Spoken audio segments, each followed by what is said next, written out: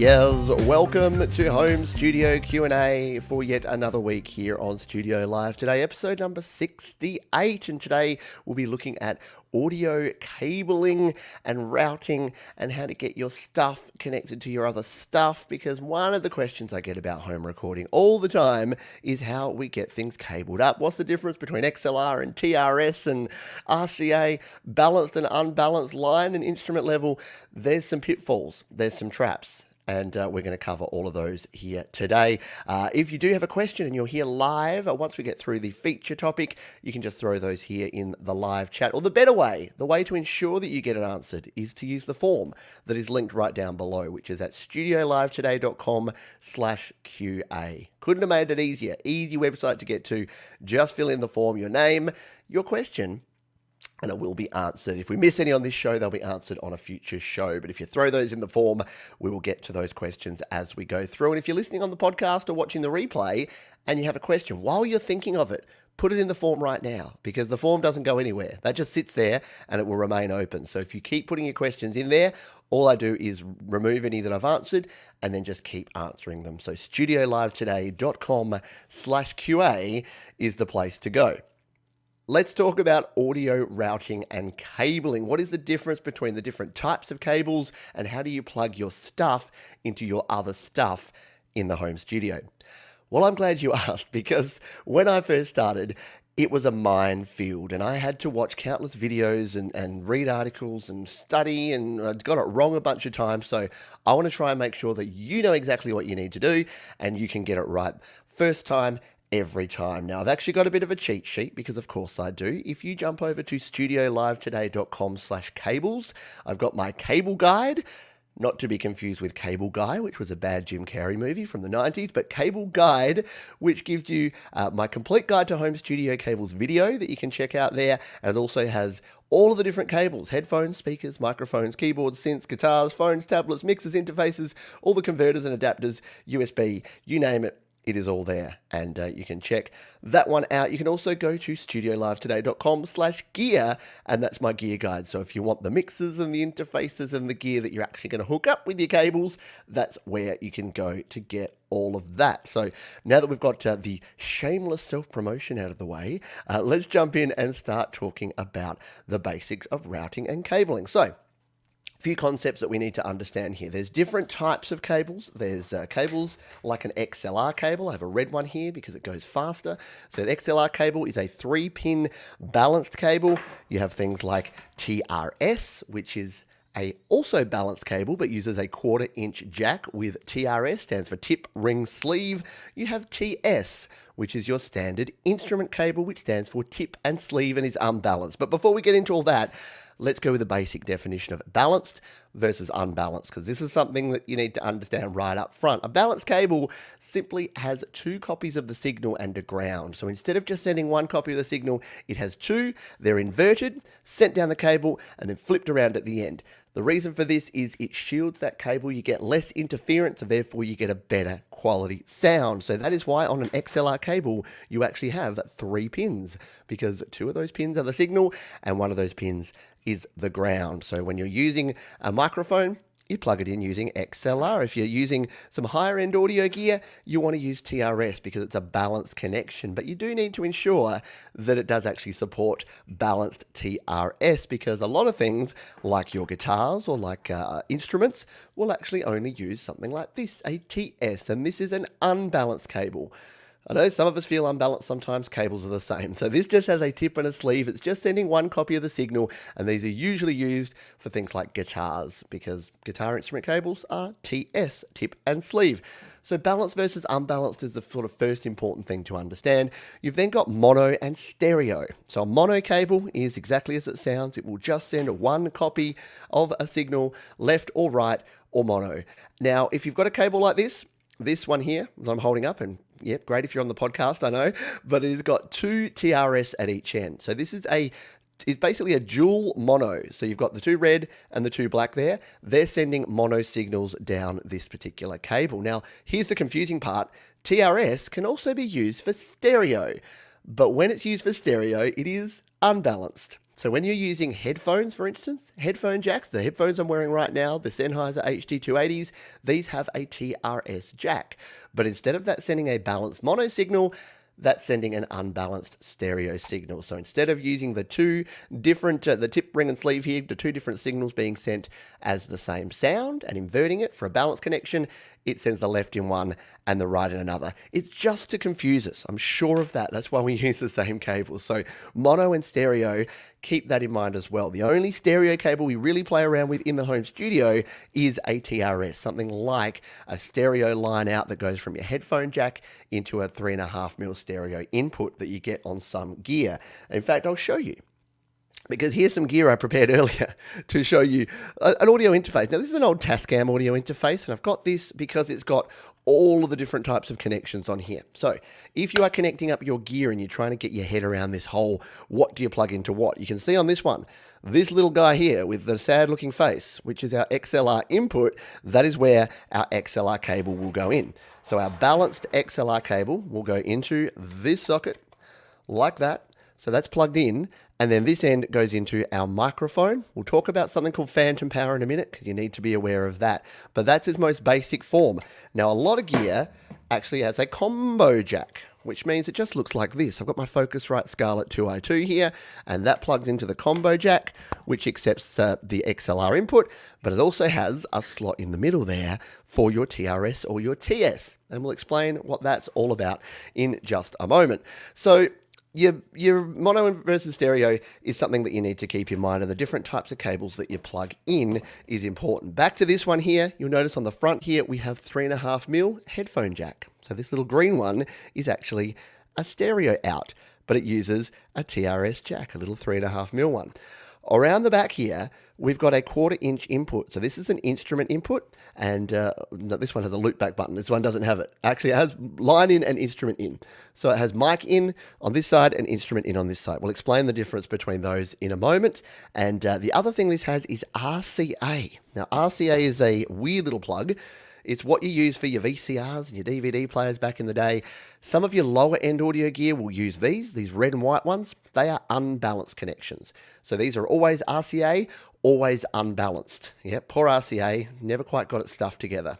Dropped out of college, left home at the age of 18 and never quite got it together. Now working at McDonald's, believe it or not. So unbalanced cables, your RCA are definitely those. Let's move into the different levels, because if you think it's hard enough to work out what cable, and you're like, well, I've got a cable, it just fits, right? So you grab a TRS cable. You could technically plug this into your guitar and then plug it into an instrument input. It's not going to work. It's not going to do anything, but you could do it. So the next thing we're going to talk about is mic versus instrument versus line level. So let's start with microphone. So I'll grab the Focusrite again, and we'll grab our XLR cable. So a mic input is actually the lowest level signal that you can get. So a microphone, especially one that doesn't have phantom power. So a microphone that you plug in, when you plug it in, it is just sending a very gentle signal there. And the reason that you need to use an XLR cable and plug it into something like an audio interface that has a preamp, and you can't go directly into something that doesn't have a preamp, that's just an input, is you have to amplify the signal. The preamp is a preamplifier. It will amplify your mic level signal, and that's what your gain knob is right here. The gain knob is to amplify your mic level signal up to line level. The holy grail of all this stuff that we're doing is to take our microphones and our instruments and whatever we're plugging in that's not amplified and amplify it up to a line level so we get a nice healthy signal. So if you keep that in mind, that if you have a microphone, it needs to go in there. Now, some people will get a microphone and they'll get a cable that converts it into a TRS and then plug it into a socket like that. Why is that not going to work? Well, it's not going to go through the preamp. And all you're going to get is a lot of hiss and static and very low level, because it's not amplifying that signal. So that's your mic level. Instrument level, kind of the next level up. So if you've got a guitar, what you'll find on most consumer grade interfaces like these ones is that it has a little switch here that says line and instrument. So at line level, that's your hottest signal. We'll talk about that in a moment. But if I wanted to plug a guitar, I'd flick this across to instrument level, take my guitar cable and plug that right into the middle there. This end then goes into the guitar. Now, if that was flicked to line level, it's not going to use the preamp. which means a guitar, which traditionally doesn't have any amplification of its own, is going to come in super quiet. If you've ever had this on the wrong setting, you'll know what I mean. You just get really low guitar signal, and that's one of the mistakes I see people making. They'll have this on line instead of instrument, plug it in, and they're not getting enough level from their guitar. Flick it to instrument and you'll get it. You'll often see these called high Z or high Z inputs as well, which stands for high impedance. It just means that you've got a high impedance, a signal here from your guitar. If you plug that into an instrument or a high Z or high Z port, then it's going to amplify the signal. It's going to use the same preamp, and you'll be able to actually turn up the gain and get yourself enough signal to turn your instrument into a line level. See what I mean? See why this is a minefield? Yeah, again, don't forget that companion site, studiolive today.com/cables. If you miss any of this, jump over there because I show all the different gear.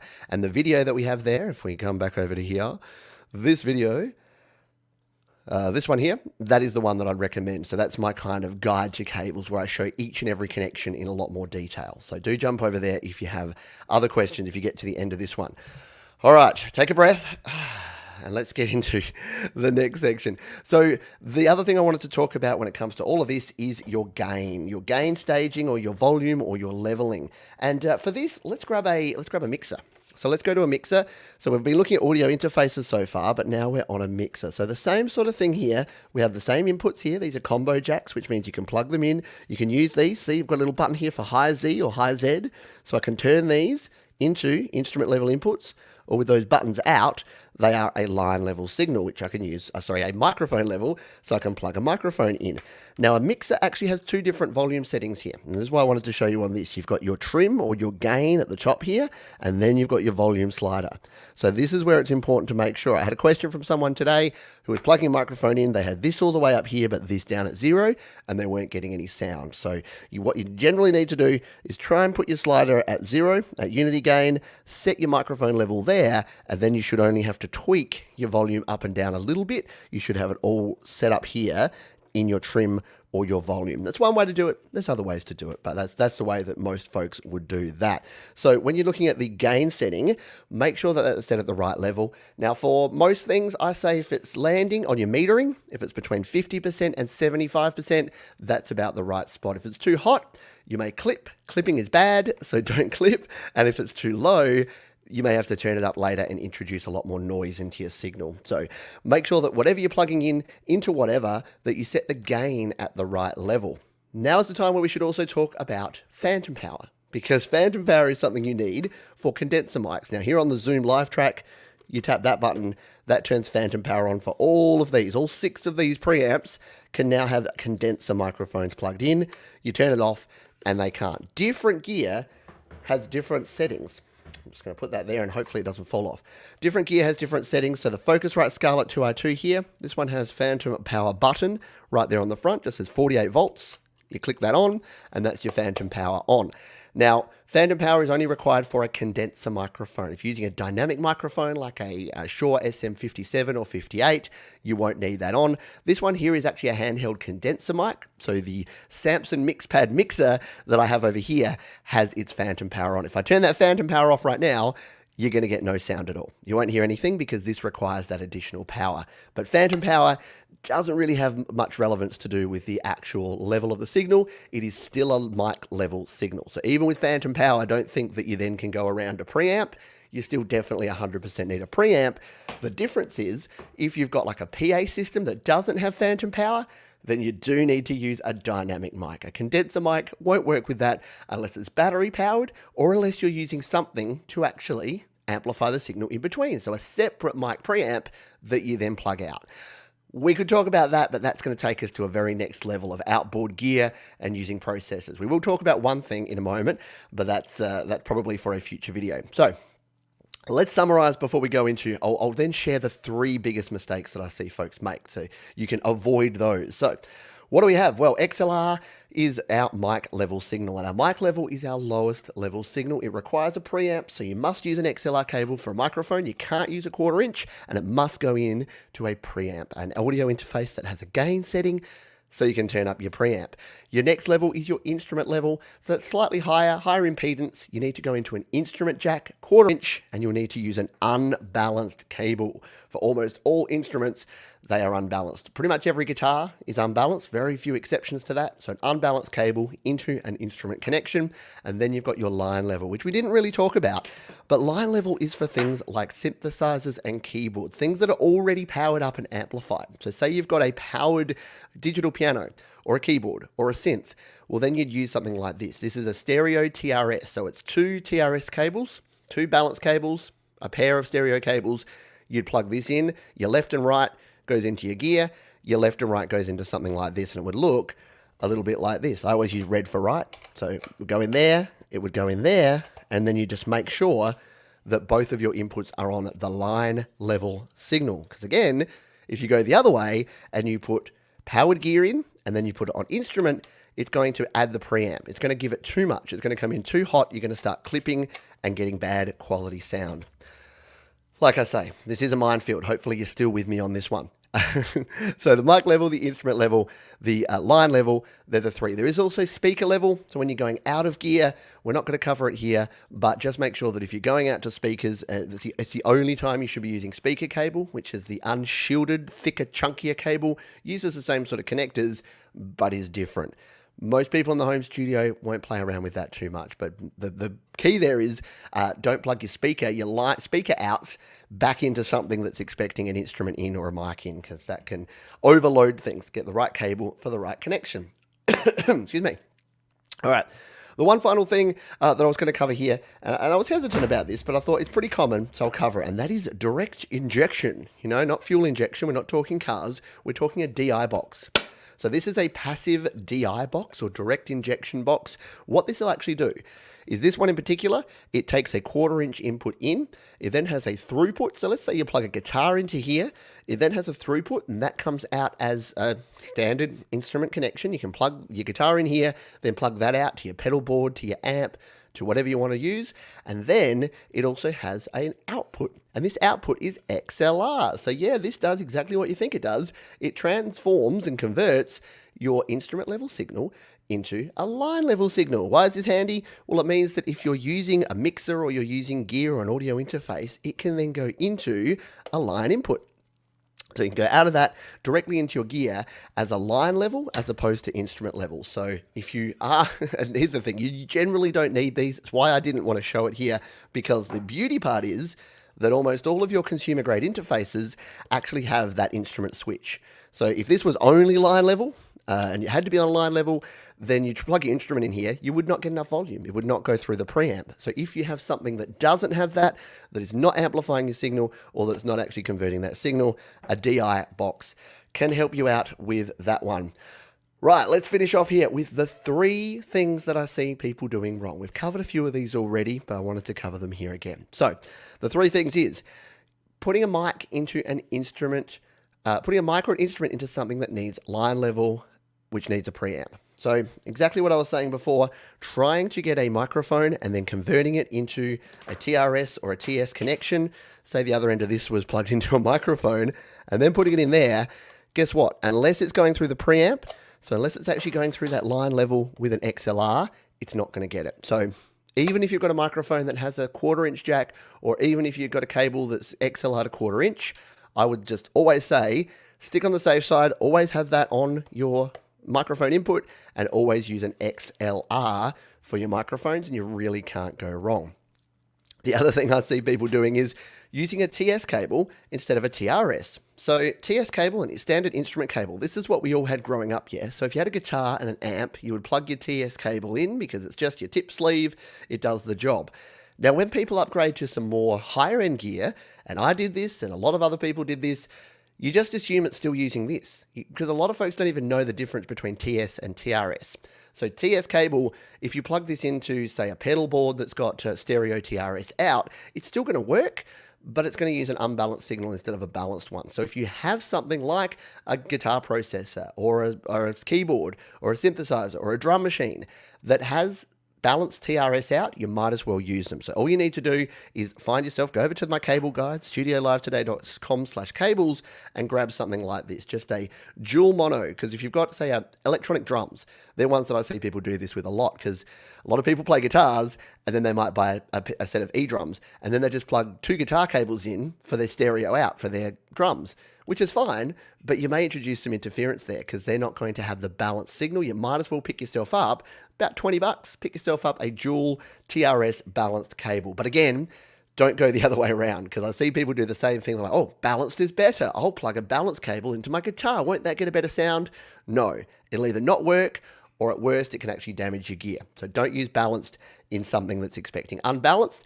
But if it's balanced, you can use... oh, stop it, Pete. If it's balanced, you can use unbalanced. You just won't get the same shielding from that interference. And finally, I say this a lot, but when it comes to connecting things to other things, let's grab our mixer back again.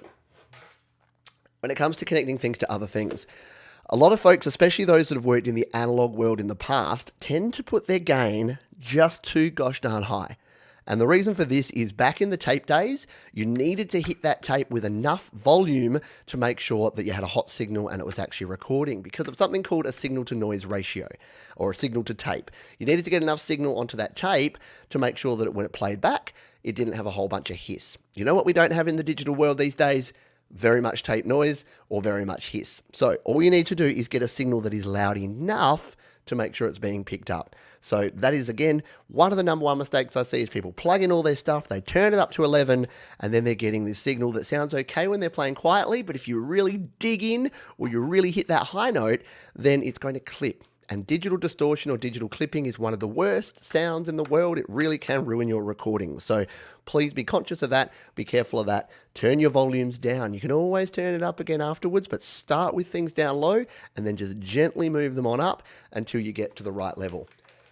Okay, there won't be a test at the end, don't worry, but that is the end. And once again, if you do have further questions, you can drop those down in the comments here, or you can go over to studiolivetoday.com/cables and check out my complete cable guide as well. Whew, okay, time for a drink. As I was doing my notes on that, I was like, I'm going to try and make this as simple as possible, but there's simply no way to make it that simple. As Russ said, I'm not confused at all. Exactly right. Rob Crusoe says DI boxes used to use them live years ago, mainly for the bass guitar. Exactly, yeah. So your standard use case for a DI box, my mixer's about to fall. Standard use case for a DI box is that, yeah, if you've got a big mixing desk or a console, you don't want to have to be faffing about with individual amps and things and individual connections and different levels of signal. You want everything coming in as a line level. So you just have a DI box for your bass, maybe for your guitar, and then you'd plug your guitar or your bass in, you'd send it out via the output and then plug that straight into your board, and then you'd be able to record everything at line level. There you go. Desolate says, finally a stream that's not costing me on apps. Unless it costs you on cables. Unless you're using the wrong cables and you have to go away and, and buy a bunch of cables as well. But yeah, good point. So, Tom Richelle says, you absolutely need a DI box. If you're going to plug something like an iPad or laptop into a house PA, actually too, if you want stereo, learn that one from experience. Yeah, so depending on the mixer, depending on the board, depending on the gear you're using, you will need some sort of thing to go through. Don't try and, yeah, as Tom's saying here, it's better to get your signals to a line level outside of it and then bring everything in as a line level. I used to use, in fact, when I was announcing the ice hockey, I used to use this little box here because this did everything. So this actually has RCA out, so unbalanced, but that could go out and that went directly into the unbalanced stereo input of the mixer. So I just did everything in this box, which had, you know, PC audio, it had the microphone, it had guitar. I don't think I ever used guitar, but it also has RCA input. So I'd plug my iPad in through this, and then this would go out. So this was basically acting like the DI box. But yeah, if you've got a raw signal coming out of something, it's always a better idea to have it processing through something before you send it out. Otherwise, you can cause yourself issues, especially when you're in a live environment. So good tip from from our friend Tom there. So we're going to get back into it. And as I mentioned, if you do have questions, you can drop them right there. I'll jump into the form now and see what questions we have. But studiolivetoday.com/QA. If you're just joining us and you have a question, you can pop it there. That's the best way for you to get it answered. And we'll jump over there now and take a look at the questions that we have here. Number one is from Joe and Barry, and I'll try and do my thing here, if I can do it quickly enough, where we actually pop it here so that you can see the question as we do it. So from Joe and Barry, says, where would the best place to save my files and artwork for distribution to DistroKid? At the moment, they are in Google Drive, AudioShare, and iCloud. So where's the best place to store and to save your files is kind of how long is a piece of string. If you're an iOS user, I'll jump over to my iPad in a moment. If you're an iOS user, iCloud Drive is the easiest, but it can also be the most expensive because you do only get 5 gigabytes for free before you have to start paying for it. And if you're backing up an iPhone or an iPad, then that's not a lot. Unless you upgrade for I think it's $3. We do this every time. $3 a month, I think, gets you 50 gigabytes. Like something like $5 a month will get you 200. And then the 2 terabyte plan, which is what I have, I think is $10 per month. Here in Australia, I pay $15 per month. So that's what I would recommend first and foremost. Let's just jump over here and I'll show you how I kind of manage things. So for all of my stuff, if we come in here and we type in files, we'll be able to jump over to the Files app. So, and I haven't cleaned it up for a while, so please excuse the place. I've just been told, oh, you know what?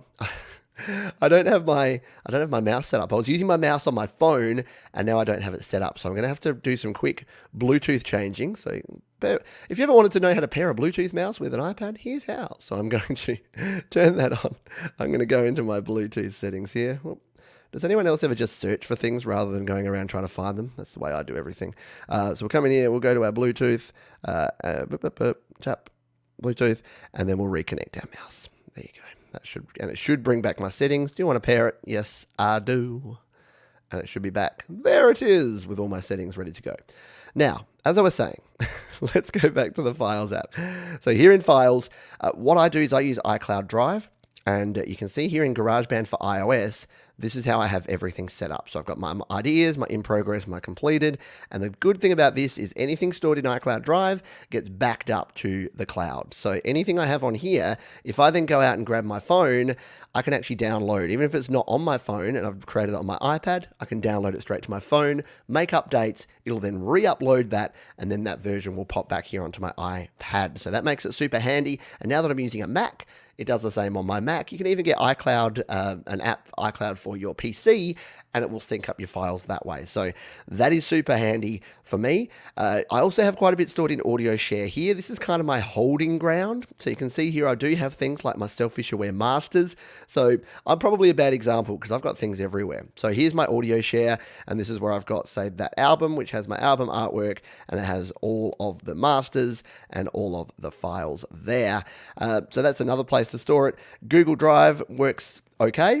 It does integrate in here, and I've got another couple of folders here, so you can see this is that song I was working on with Emil at the moment. We Will Rise Together. That's a good place to kind of store things, but I really think that the iCloud Drive is your best bet. So you can see I also have a Studio Live Today folder here, where I've got like photos and graphics, I've got my logos, my background music, so my EP. So here's my EP from May 2020. Here's all the masters, those 5 masters of my EP, and here's the originals.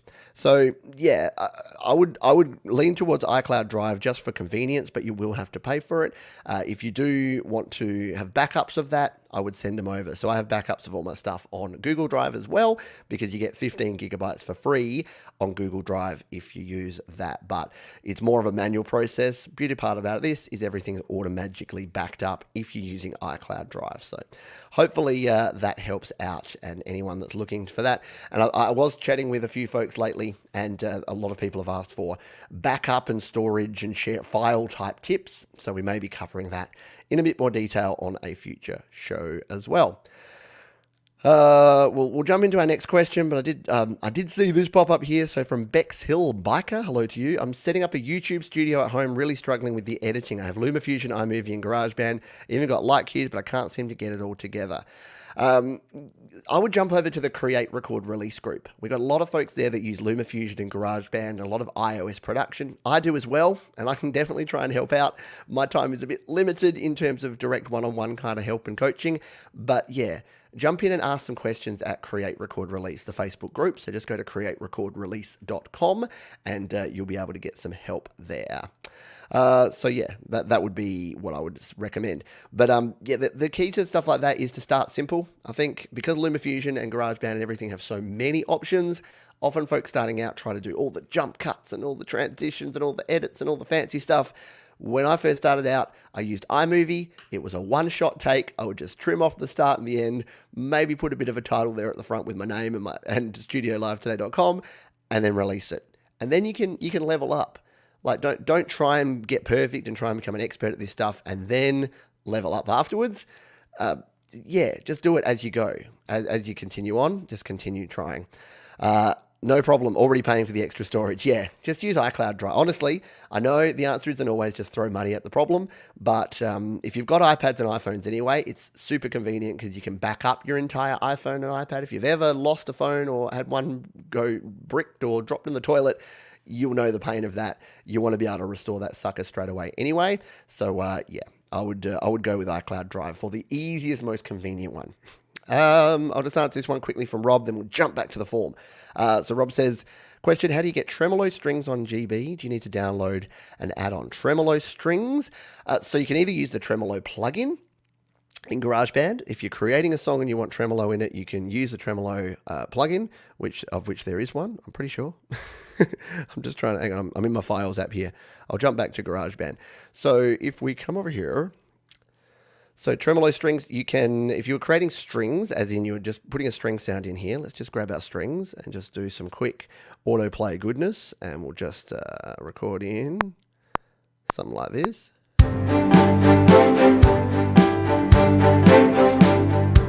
Not going to be the best one for tremolo, and it's not going to match all these other things. So let's just solo it. So if you come in here to your plugins and EQ, and you go there, and you go to edit, and hit one of our buttons here, you can tap the Tremolo plugin, and then you can adjust your depth and your rate and your stereo phase here, and you can start getting some tremolo sounds. So let's try this now.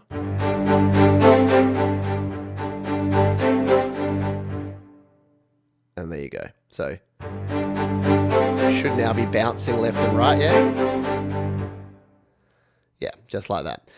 In fact, is it bouncing left and right? Do I have stereo? I do. Good. I had to change my audio to mono last week when I was using an audio interface, and I forgot whether I'd changed it back or not. But yeah, now I do. So hopefully that helps you out. But yeah, there's a lot of plugins there. If you're trying to find a sound, just use the sound, and then there's those 10 free plugins. There's 15 other free plugins. If you've never tried these, by the way, there's the free plugins that you get, not there, free plugins that you get here. Hit edit and hit the plus there. Over here on Audio Unity Extensions, these are all the ones I've downloaded, but you also get these. So don't forget that you've got these. You've got a very cool delay, distortion, dynamics processing, reverb, limiters, pitch change. There's a heap of stuff in there that you can experiment with and play with, and hopefully that will help you out. Let's go back to the form and see what other questions we've got from folks who are here live on the show. So our next question comes from Gary Hubbs. G'day, Gaza. And Gary says the following. I'm just going to paste his comment into here, and that way we should be able to see it. It didn't bring everything in here. I'm just going to have to read it because it won't bring in everything. So Gary says, I just got an iRig IO Duo. It worked a treat for the first few times, but last night it kept disconnecting and reconnecting. It wouldn't run for more than 4 seconds before crapping out. Batteries are pretty fresh. What else could it be? Patrick Bad recommended checking my connections. Interesting. So the iRig Pro Duo. So I've got the iRig Pro IO. I haven't come across this issue particularly. You're using it with your iPhone, I believe, Gary, and I know you have had some power issues with your iPhone before. The thing with the iRig is that its power is coming from your phone. So the power for an iRig the iRig Pro series, iRig Pro IO, iRig Pro Duo is coming directly from your phone or from your iPad. So if that is draining the power there, the batteries are just for the preamp. So that's just for the 48 volts phantom power on your preamp. So the actual power is coming from your iPhone or iPad. So if it's cutting out, it's usually a power issue. You kind of know what my response here is going to be, isn't it? It's that the best way to make sure you have power is to have your stuff plugged in. And I know you asked a question about powered USB hubs before. The problem is if you're using the Lightning connector, you're going around all of that. So you won't be using a powered USB hub, and there's really no way to charge up your device at the same time as using it. There's two solutions here. You can get the power adapter. So there's an AC power adapter you can buy for the iRig Pro, which is about $30, which means it's probably about $4,000 Canadian, because I know how your dollars like ours. So you can buy the actual AC adapter. That means you can plug in your iRig. The other way to go is to get a Lightning to USB 3 and then use the USB connection for your iRig, and then use the additional Lightning connection in the Lightning to USB 3 adapter to plug out into power. Now, I know it's not ideal because you want to be mobile and you want to be on the go. You don't want to have to rely on power, but that's the problem, is that unfortunately a lot of iPads and especially iPhones aren't super good at power management and won't send it. Other things you can try is to make sure that you're not running any background apps, so you're not running anything else that may be using additional power. Put your phone into airplane mode, something you might probably already do anyway. Put it into airplane mode. That turns off your background apps, refresh it, turns off your Wi-Fi and your cellular, and that may also make sure that you have enough power. But yeah, power is a B word when it comes to running this sort of stuff. So hopefully that gives you some ideas. And unfortunately, the answer is sometimes that you need to buy more gear. And I think Mark has some tips here. Loose connections can also be a problem. So do also make sure that you unplug and replug. The other thing, and it sounds weird, I've got a whole video on it, is your Lightning connector. If things are going off and back on again, sometimes you can have crud in there. If you store your phone in your pocket and wear jeans a lot like I do, then that Lightning port gets filthy. Now you can use a few things. You can use compressed air. What I use is a toothpick, because it's wooden, which means it's a bit softer. You're not going to damage anything in there. So you get a toothpick, you pop it in there and you just gently give it a scrape. You'll actually be astonished at how much crud comes out. So that's the same if you've got a headphone jack where your headphones aren't connecting, a Lightning port where your stuff is connecting and disconnecting, especially for a charger. I've had that problem where you plug a charger in, it goes, it's like constantly connecting and disconnecting. That can be a dirty port.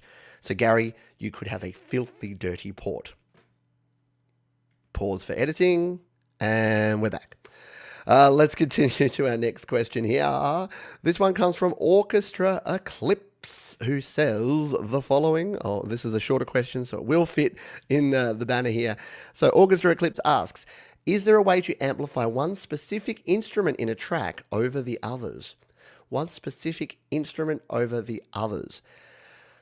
So yeah, if I understand your question, so we'll use GarageBand as a demo here. So one specific instrument. Now, obviously, you're not talking about the fact that you can just have different tracks here. So if I had this drum kit and this piano, and they're both playing here, and I'm saying that that drum is too loud for that piano. Obviously, I can just turn it down and then. So that's sort of one thing. If it's all within the same track, that can be a bit harder. I mean, if you've got your instruments separated out like that, you can use that to amplify or to change the sound. If you're, say, say these strings, this one might be a good one. So say you've got these strings. Now, you can come in here and edit these manually and change the velocity. So if we came in here and edited this, because this is all the different string sounds, right? Every different part of this is a different one. So up here, we've got the violin. We've got viola here, and then as you go down, you've got like a cello sound. And hear how it's actually changing the timbre, and right down here to the double bass. Still got that tremolo on. That's sounding weird.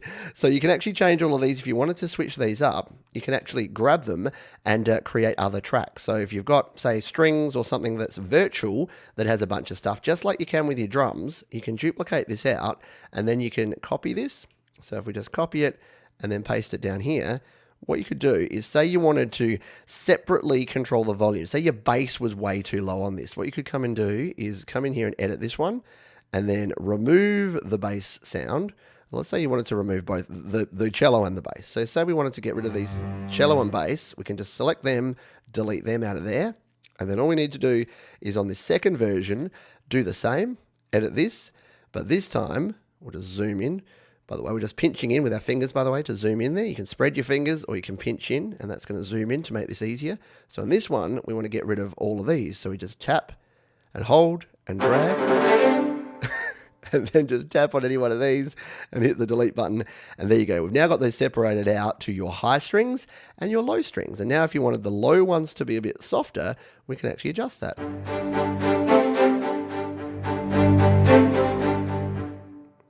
So yeah, so there's that. If everything's in one track, so say you got something like this going on, which has a bunch of different stuff in it. Well then, yeah, you're kind of SOL, which as we know means sort of out of luck. But what you can do is use EQ, because remember that EQ is just a volume control for your different frequencies. So it's not going to isolate instruments, but it is going to isolate the frequencies. So if we wanted to, for instance, have that treble sound, the meep, meep, meep, meep, meep, meep, meep, to be quieter, but to keep the rest of it, we can actually just roll off the treble. And what you'll notice is that some of that treble sound gets removed. So let's play it.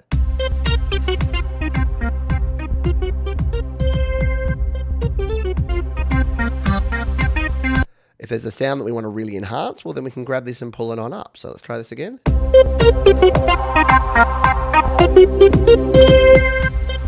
more bass?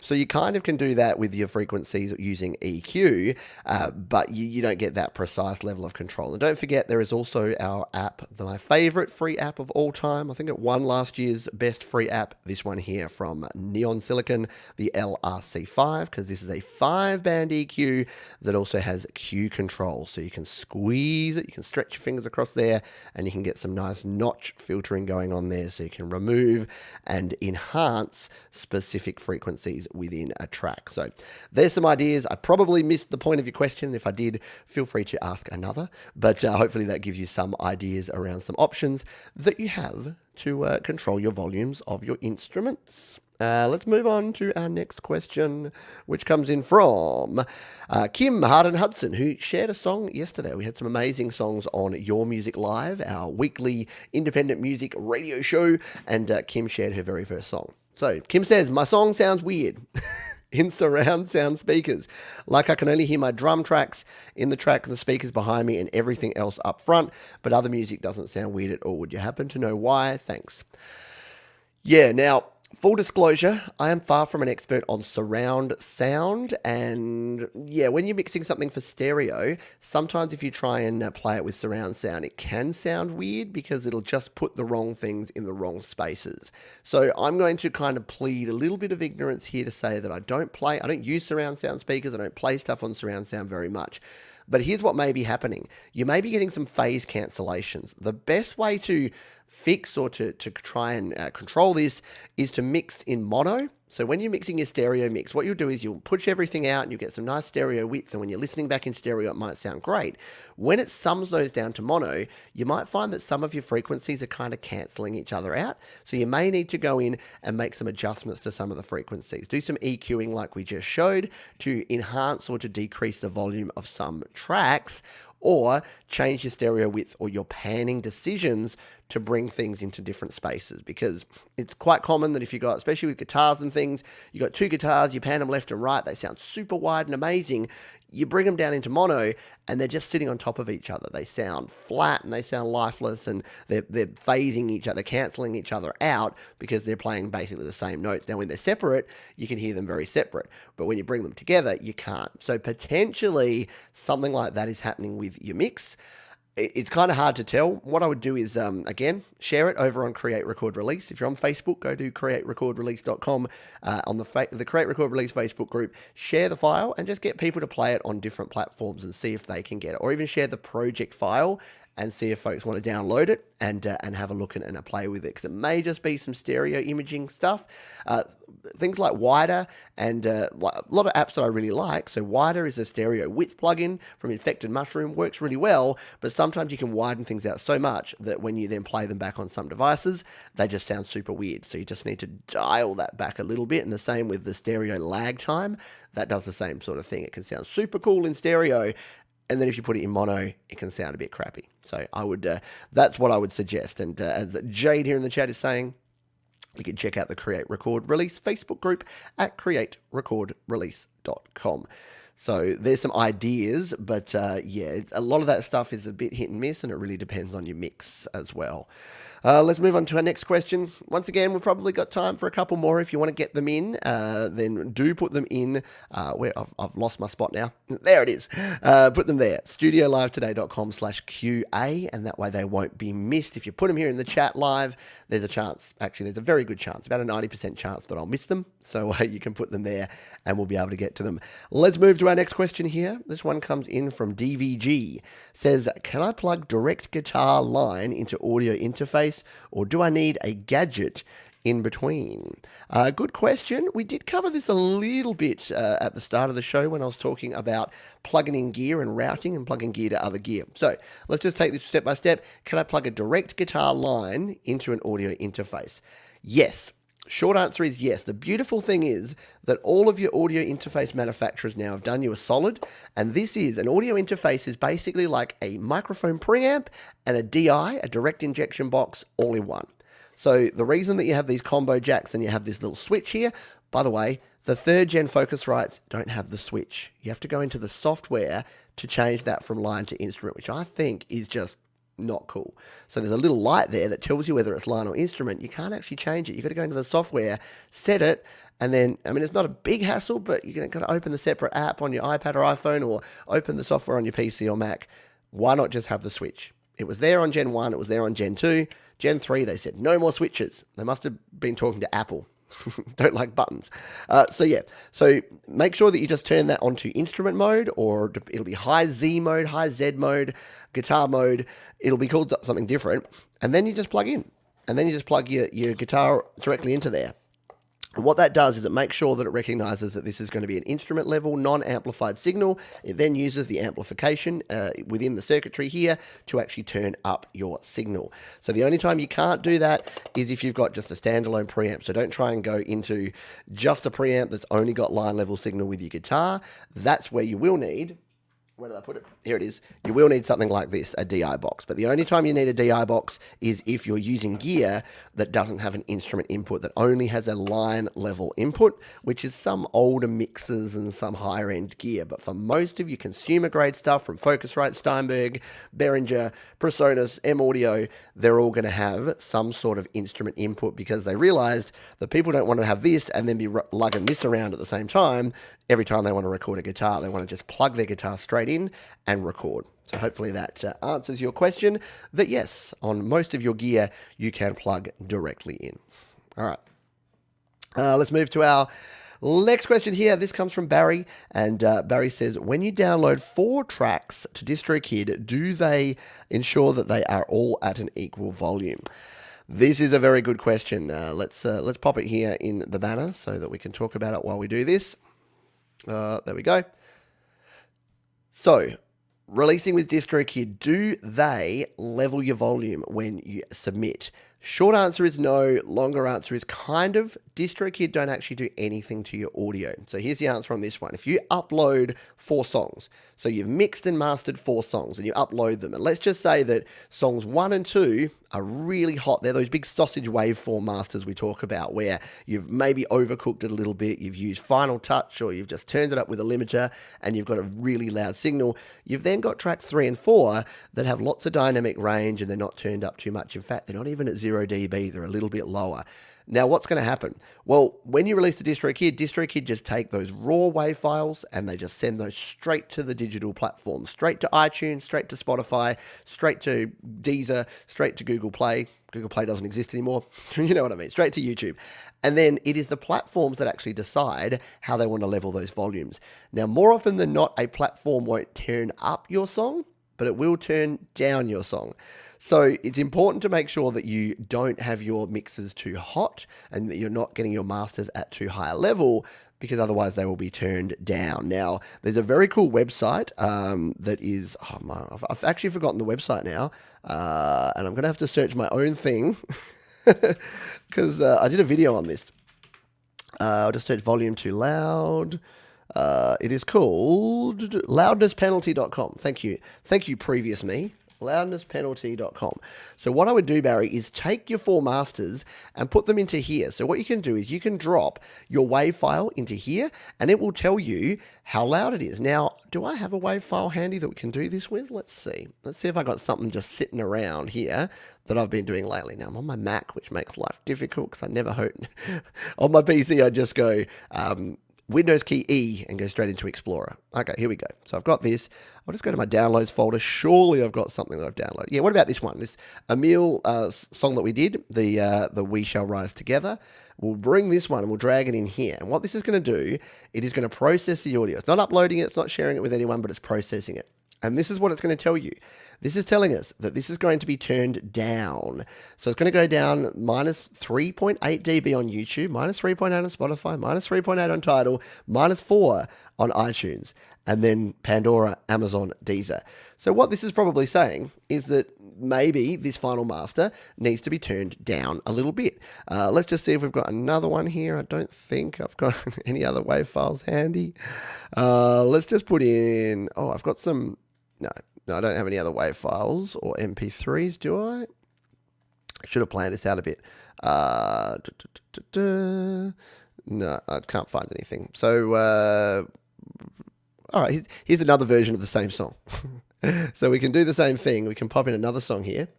Actually, I think I need to go back to the start. Let's go back. We'll go back and we'll go, loudness penalty, loudnesspenalty.com. And I'll just see if I can find something else to use in here. I don't have much audio. Surely I've got a copy of Murdering Time or something in here. Apparently not. Here's No Apologies. Here you go. So here's the No Apologies master that I did with Jade. And we'll bring this in here. Let's see how we went with mastering this one. Okay, so this one, again, is not as hot. So this is a slightly lower master, so it's only turning down 2 dB, 2 dB, 2 dB, 1. It's very rare that it's not being turned down at all, because most of us master right up to 0 dB, and they'll turn it down there. So that's what I would do here, Barry, is I'd come and bring them all into here, see what the responses are, and if you've got some mixes that are being turned down a heap and some that are only being turned down a bit, then you can actually go back and tweak your masters on those songs that are being turned down heaps to just sort of soften them a little bit more, or go the other way to amplify some of your other songs. So it's not going to be perfect, it's not the only way to do it, but the short answer to your question is DistroKid don't touch your volumes, they don't touch anything, but as soon as it hits those streaming platforms, especially if it's been mastered too loud, they will turn it down to try and give the end listener a more uniform listening experience. Hopefully that makes sense. Alrighty. Yeah, definitely save it. It's really useful. And there's even plugins. So if you take a look here, you can actually buy it. Unfortunately, no mobile plugin yet. Ian Shepherd, who's sort of one of the brains behind this plugin, is a mastering engineer. So he actually created this, and you can click here. You can actually download. I think they're $49. So you can get the plugin and then plug it directly in. If you're using something on a Mac or a PC, you can actually get the plugin, which is $72 here in Australia, $49 in the US. And that way, every time you're mastering or mixing, you can actually have that reference there to see how much it would be turned down on the various platforms, which is going to be cool. Alrighty, I think we are done here. I'll just make sure that we've got no final questions that have snuck in. Nope, the form is done. The questions are done. We are done here. So I do want to thank you. A lot of great questions here. If you did put a question in the chat here and I didn't get to it, all you need to do is drop it either down below, or you know what, you can go back to the form. You can throw it right in here, because we'll be back again next week with another show. If you're listening on the podcast or watching the replay as well, studiolivetoday.com/QA is where you need to go to submit your question. And the good thing is that it's not just us that are here, not just me that's here, it's the whole Studio Live Today community. So if I don't have an answer, other people may be able to chime in. And we see that here every week. So if you can make it along live, we're here every week, 12 p.m. Pacific time, not Saturdays, 12 p.m. Pacific time, 3 p.m. Eastern, 8 p.m. Greenwich Mean Time, and 7 a.m. for the lucky folks here in Australia. So if you do want to catch the show live, do come back at those times. I will be back for the happy hour in about 4 hours' time, playing some of your requests, some cover songs, and using my new amp, actually. I've got it down here. Using my new Roland Cube. I'm going to be plugging out of this into my gear and testing out, doing a bit of a busking dry run. So if that sounds like fun, then join me for that. And join Jade Star right up next. Speaking of gear, Jade Star right up next is taking a look at the iRig Stomp, which is a audio interface, MIDI controller, guitar processor thing. It looks awesome. So jump over to Jade Star's channel right now. She'll be kicking off in just a minute or two. As Bubba says here, don't forget the thumb love if you did get some value out of this one. And as I always say, until next time, be kind to yourself. You. Yes, I'm talking to you. Be kind to others because other people are going to help you out when you need it, when you're down. And keep creating, folks. Rock on.